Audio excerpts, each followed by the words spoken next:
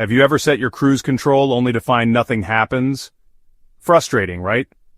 Let's find out what's causing the trouble. First, let's talk basics. If your cruise control isn't turning on, the most common reason is a blown fuse. This tiny part can stop the whole system.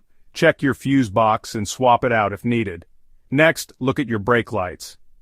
A faulty brake light switch can trick your truck into thinking you're braking, shutting off cruise control completely. Also, check your speed sensors.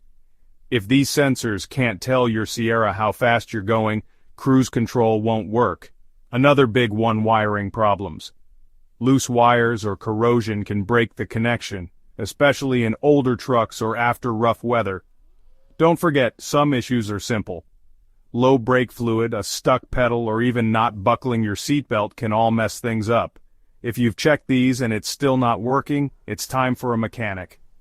Modern trucks have computer systems, and sometimes only a pro can scan for trouble codes.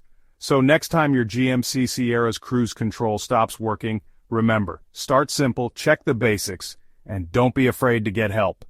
Safe travels.